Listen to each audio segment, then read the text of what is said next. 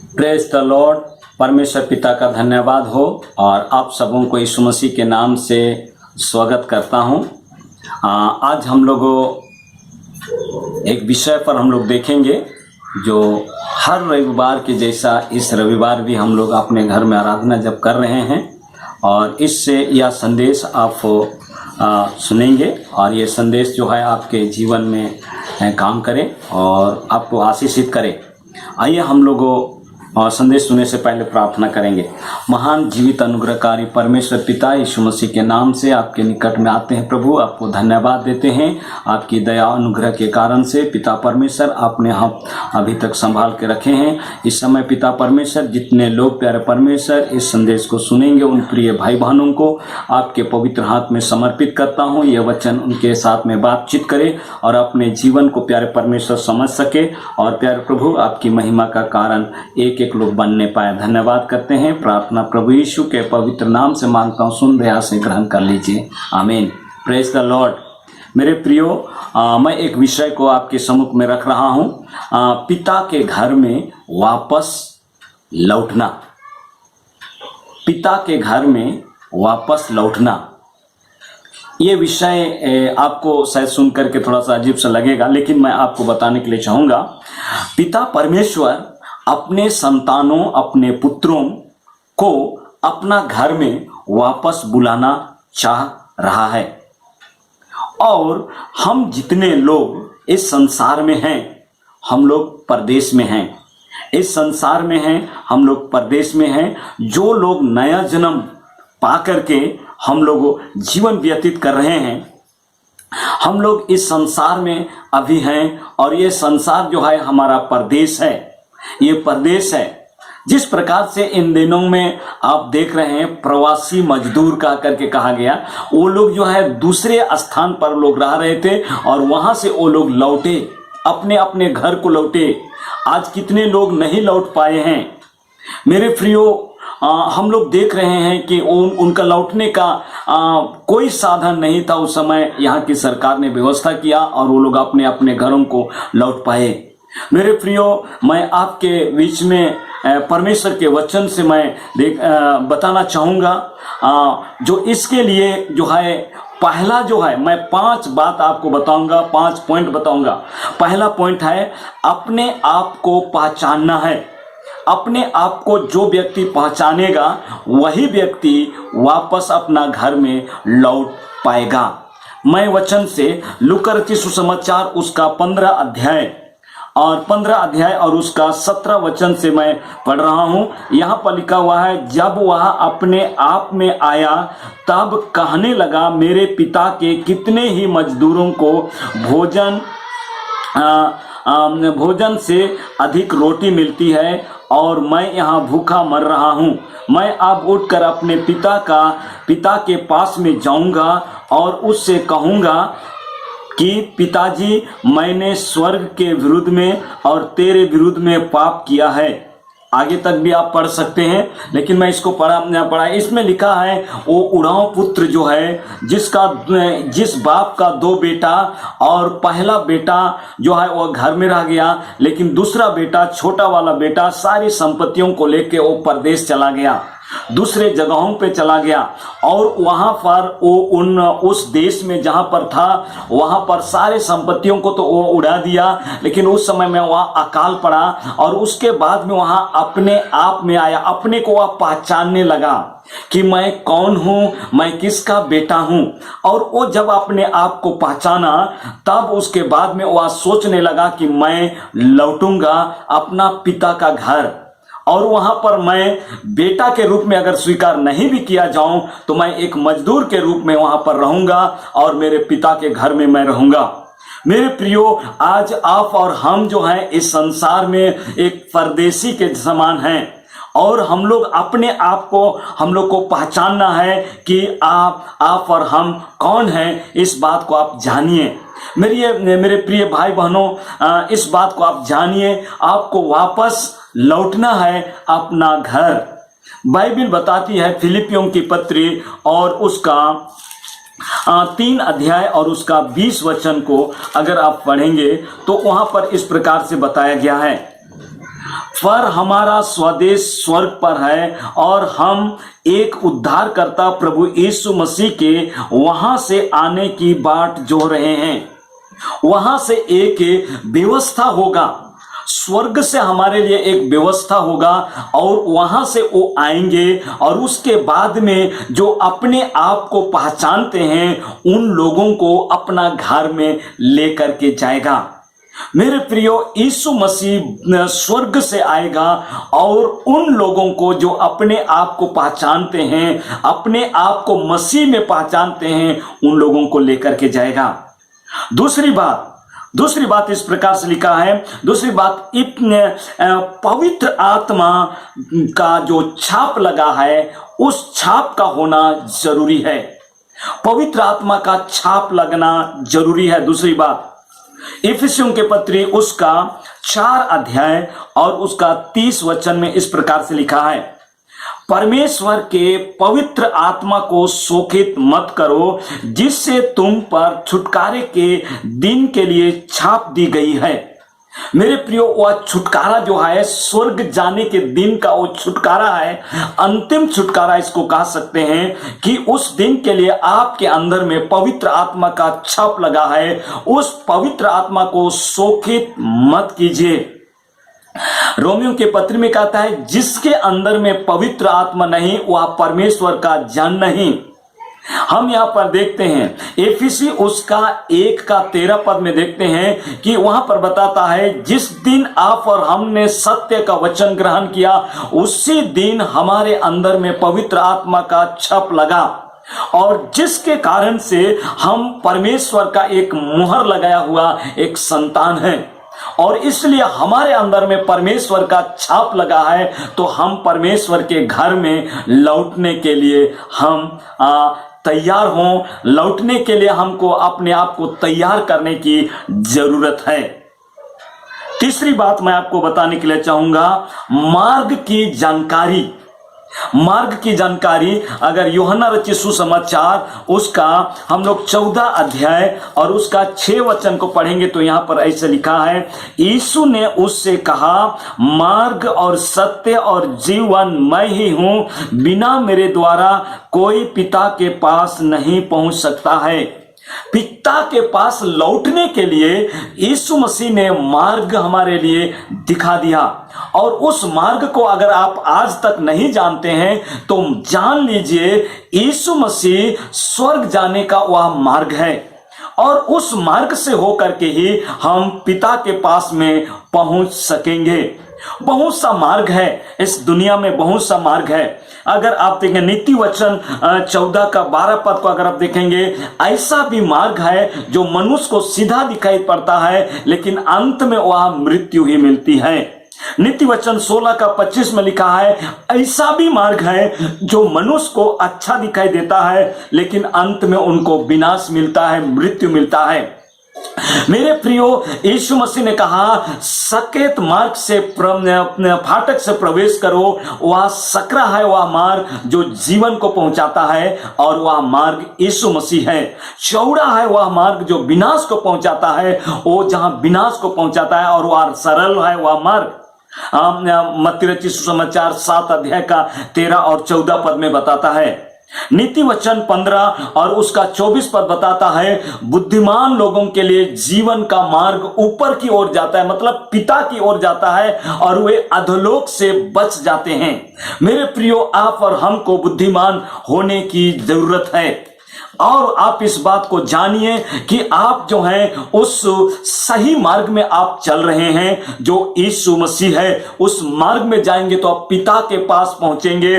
पिता आपका और मेरा इंतजार कर रहा है। वह यीशु मसीह को इस जगत में भेजेगा और पिता के पास हमको ले जाएगा। यीशु मसीह ने कहा, मैं तुम्हारे लिए जगह तैयार करने के लिए जाता हूं, जब मैं जगह तैयार करूंगा तो तुमको मैं लेने के लिए आऊंगा। वह यीशु मसीह लेने के लिए आने वाला है। मेरे प्रियो, चौथी बात हम जल्दी से देखेंगे, पृथ्वी पर की नहीं स्वर्ग पर का वस्तुओं पर ध्यान लगाओ। हम कुलुस्सियों की पत्री में देखते हैं 3रा अध्याय, कुलुस्सियों की पत्री उसका 3रा अध्याय में अगर हम लोग पढ़ेंगे तो वहां पर इस प्रकार से बताया गया है, मैं आपको इसको पढ़ करके सुनाना चाहता हूं पहला वचन से। अतः जब तुम मसीह के साथ जिलाए गए तो स्वर्गीय वस्तुओं की खोज में रहो, जहां मसीह विद्यमान है और परमेश्वर के दाहिनी ओर बैठा है। पृथ्वी पर की नहीं परंतु स्वर्गीय वस्तुओं पर ध्यान लगाओ। मेरे प्रियो, हम लोगों को स्वर्गीय वस्तुओं पर ध्यान देने लगाना है, मतलब ये परमेश्वर के घर का ध्यान लगाना है, अपना पिता का घर, अपना पिता का घर। आप इन दिनों में देखे होंगे कि अपना घर किसी न किसी प्रकार से हमको पहुंचना है, कहा करके कितने लोग पैदल, कितने लोग मोटरसाइकिल से, कितने लोग साइकिल से, कितने लोग ऑटो से, कितने लोग मोटर बाइक से, वो लोग घर तक पहुंचने के लिए कोशिश, किसी भी प्रकार से हम घर पहुंचे, अपना घर, अपना पिता का घर, कितना कोशिश किया इस लॉकडाउन के समय में। मेरे प्रियो, हम लोग पिता के पास हम लोगों को पहुंचना है और उसके लिए हम इस बात को जाने मेरे प्रियो कि हम जो है स्वर्गीय वस्तुओं पर ध्यान देना है, हम लोग को ध्यान देना है। दुनिया में कई पाप आपको रुकावट डालेंगे, जैसे इब्रानियों की पत्री उसका 12 अध्याय को अगर हम लोग पढ़ते हैं तो वहां पर इस प्रकार से बताया गया है, यहां पर कहा गया है कि यहां पर लिखा हुआ है, हम इसको पढ़ करके आपको बताना चाहते हैं। इस कारण जबकि गवाहों का ऐसा बड़ा बादल हमको घेरे हुए है, तो आओ हम हर एक रोकने वाली वस्तु और उलझाने वाले पाप को दूर करके वह दौड़ जिसमें हमें दौड़ना है, धीरज से दौड़े और विश्वास के कर्ता और सिद्ध करने वाला यीशु की ओर ताकते रहें, जिसने उस आनंद के लिए जो उसके आगे धरा था, लज्जा की कुछ चिंता ना करके क्रूस का दुख सहा और परमेश्वर के सिंहासन की दाहिनी ओर जा बैठा। मेरे प्रियो, वो पिता की दाहिनी ओर जा बैठा। हम लोगों को इस दुनिया में सारी चीजों को हटाते हुए और उसको दूर करते हुए हम लोगों को आगे की ओर बढ़ना है और पिता के घर में हम लोगों को पहुंचना है। यहां पर इस प्रकार से लिखा है, पहला पत्रस को भी हम लोग पढ़ लेते हैं, पहला पत्रस और उसका हम लोग पढ़ेंगे। वहां पर लिखा हुआ है, पहला पत्रस उसका 2 अध्याय का 7 पद में इस प्रकार से लिखा है, 2 अध्याय यहां पर लिखा है, हम इस बात को आपके सम्मुख में रखना चाहते हैं। 2 अध्याय का 7 पद यहां पर लिखा है, हे प्रियो, मैं तुमसे विनती करता हूं कि 11 पद, तुम अपने आप को परदेशी और यात्री जानकर उन सांसारिक अभिलाषाओं से जो आत्मा से युद्ध करती है बचे रहो। इस संसार से हमको अपने आप को बचाना है और हम स्वर्ग पर की ध्यान देना है। इस दुनिया की अभिलाषाओं की ओर ध्यान नहीं देना है, स्वर्गीय वस्तुओं पर ध्यान देना है। यहां पर लिखा हुआ है, परदेशी जान करके इस दुनियादारी में हमें फंसना नहीं है। मेरे प्रियो, मैं आपको और एक बात बताने के लिए चाहूंगा, और जो आखिरी बात है, स्वर्ग की नागरिकता आपको और हमको मिली है जब हम यीशु को ग्रहण किए। उस दिन हमने और आपने स्वर्ग की नागरिकता को प्राप्त किए हैं। यदि आप इफिसी उसका 2 अध्याय और उसका यदि 19 पद को पढ़ेंगे तो यहां पर इस प्रकार से लिखा है, इसलिए तुम अब विदेशी और मुसाफिर नहीं रहे, परंतु पवित्र लोगों के संगी, स्वदेशी और परमेश्वर के घराने के हो गए। हाँ मेरे प्रियो, परमेश्वर के घराने के हो गए, परमेश्वर के घराने के हो गए। अब विदेशी और परदेशी की बात नहीं है, क्योंकि हम लोगों उसी के घराना के हो गए हैं। हमको स्वर्ग की नागरिकता, आपको स्वर्ग की नागरिकता, आपने जिस दिन यीशु मसीह को ग्रहण किया, जिस दिन आपने नया जन्म पाया, उसी दिन आपको स्वर्ग की नागरिकता मिली है और उस नागरिकता को बना के रखना आपका काम है। जैसे इस संसार में आपके पास में वोट देने का अधिकार है, और उसी प्रकार से स्वर्ग में भी आपका वह अधिकार मिला है। जैसे यहां पर आपको वोटर आईडी मिला है, यूआईडी मिला है, उसी प्रकार स्वर्ग का भी आपके पास में आइडेंटिफाई छाप मिला हुआ है, वहां का आप नागरिक हैं। हमने ऐसा बताता है दूसरा कुरिन्थियों उसका 5 अध्याय, वहां पर अगर हम लोग पढ़ते हैं, ध्यान लगाते हैं, तो यहाँ पर ऐसा लिखा हुआ है, क्योंकि हम जानते हैं जब हमारा पृथ्वी पर का डेरा सरीखा घर गिराया जाएगा तो हमें परमेश्वर की ओर से स्वर्ग पर एक ऐसा भवन मिलेगा जो हाथों से बना हुआ घर नहीं परंतु चिरस्थायी है। हाँ मेरे प्रियो, यहाँ पर आगे लिखता है, इसमें तो हम कराहते और बड़ी लालसा रखते हैं कि अपने स्वर्गीय घर को पहन लें। हाँ मेरे प्रियो, ये डेरा सरीखा घर में तो बहुत सारी समस्या है, इस दुनिया में तो बहुत सारी समस्या है, लेकिन हमारे लिए यीशु मसीह स्वर्ग में एक अच्छा घर को बना करके तैयार किया है। उस घर में लेने के लिए वह आने वाला है और इसलिए हम लोगों को उस घर के लिए तैयारी करना है। इसलिए पिता का घर में वापस लौटने के लिए हम लोग को तैयारी करना है। अगर हम लोग पिता के घर में लौटने के लिए हम तैयारी करते हैं तो निश्चित रूप से हम लोगों को उस जगह पर यह हो सकता है। हम लोग देखते हैं पहला, इस दुनिया का जो वस्तु है वो तुरंत खत्म होने वाला है।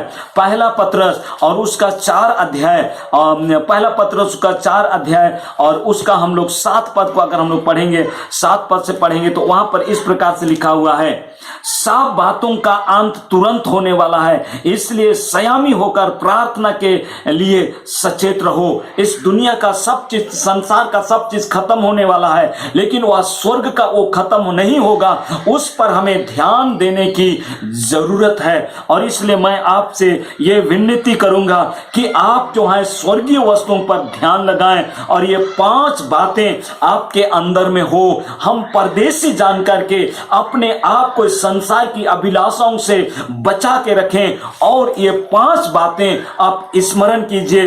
पहली बात जो है, अपने आप को आपको पहचानना है। दूसरी बात जो है, आपको पवित्र आत्मा का जो छाप लगा है उसको धूमिल नहीं करना है, शोकित नहीं करना है। और तीसरी बात जो है, परमेश्वर ने जो हमको एक मार्ग बताया है, मार्ग और सत्य को जानना है, मार्ग की जानकारी पूरा होना है, आधा नहीं, पता नहीं, शंका संदेह नहीं करना है। और चौथी बात, पृथ्वी पर की नहीं स्वर्ग के वस्तुओं पर हमें ध्यान लगाना है। और 5वीं बात जो है, स्वर्ग की नागरिकता जो आपको मिला है उसको बना करके बरकरार रखना है। ये 5 बातों को आपको याद करना है और इसी के साथ आपको विश्वास का जीवन जीना है। और इसलिए मेरे प्रियो, आज जो है पिता का घर में वापस वह उड़ाव पुत्र जो है अपने पिता का घर आने के लिए ललायित था, वैसे ही आपको पिता का घर जाने के लिए, स्वर्ग जाने के लिए ललायित होना है। उसके लिए तैयारी करना होगा,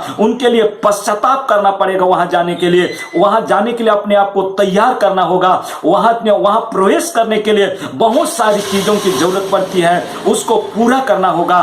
तब हम जो है परमेश्वर के उस घर में, पिता के उस घर में हम प्रवेश कर सकेंगे। उस पिता के घर में हमारा जिस प्रकार से उस उड़ाव पुत्र को गले लगाया, चूमा और बड़े आदर के साथ में अपने घर में ले गया, उसको नया कपड़ा पहनाया गया, उसको नया वस्त्र पहनाया गया, उसको जूता नया पहनाया गया, नया अंगूठी पहनाया गया और इस प्रकार से उनका स्वागत हुआ। और वहां पर धूमधाम से एक सेलिब्रेट किया गया, वहां पार्टी मनाया गया। मेरे प्रियो, हम लोगों के लिए भी दूसरा पत्रस में वहां पर लिखता है, पहला अध्याय का 11 पद में, बड़े आदर के साथ में हम लोगों का भी वहां पर स्वागत होगा। और इसलिए आप में से कोई भी नहीं छूटना चाहिए, सभी कोई इन 5 बातों को आप लोग ध्यान करें और इसके अनुसार से जीवन व्यतीत करें। आइए परमेश्वर को धन्यवाद दें। धन्यवाद परमेश्वर पिता, धन्यवाद करते हैं। हाँ प्रभु, आप हमारा उद्धारक हैं, आप हमारा जीवन का स्वामी है प्रभु। आप ही हम लोगों को इस 5 बातें हमारे जीवन में प्यारे परमेश्वर होने दीजिए मेरे प्रभु। हम इस बात को याद कर सकें, हम अपने आप को पहचान सकें, मार्ग का हमको जानकारी होने पाए और प्रभु हम इस बात को जान सकें कि पवित्र आत्मा का छाप मेरे अंदर में लगा है, उसको जान सकें और पृथ्वी पर की नहीं लेकिन स्वर्ग की वस्तु पर ध्यान लगा सकें। और 5वीं बात, हम इस बात को जान सकें प्रभु कि स्वर्ग की नागरिकता मुझको मिली है, उसको बरकरार रख सकें और किसी प्रकार का कोई पाप और बुराई को करने से प्रभु आप हम लोगों को रोक मेरे प्रभु। एक एक भाई बहनों के जीवन में अद्भुत काम को कीजिए परमेश्वर। धन्यवाद करते प्रभु, हर प्रकार की बीमारी से, हर प्रकार की रोग और हर प्रकार की तकलीफों से प्यारे परमेश्वर बचा के रखना पिता परमेश्वर। आपके राज्य के लिए हम लोग को तैयार करना मेरे परमेश्वर। हाँ प्यारे परमेश्वर, अपने वचन के द्वारा रोज दिन हम लोगों से बातचीत कर मेरे प्रभु। धन्यवाद करते हैं पिता परमेश्वर, एक एक भाई बहनों को जो सुन रहे हैं और जो इस समय जो सुनेंगे प्रभु, उन एक एक भाई बहनों को बहुतायत की आशीष दीजिए। हाँ प्यारे परमेश्वर, पिता के घर में वापस लौटने का जो प्यारे परमेश्वर लालसा है वो प्रभु पूरी होने पाए। धन्यवाद करते हैं, सारी बातों के लिए महिमा आपको देते हैं। प्रार्थना प्रभु यीशु मसीह के सामर्थ्य नाम से मांगता हूं पिता, सुनिए और स्वर्ग में ग्रहण कर लीजिए। आमीन।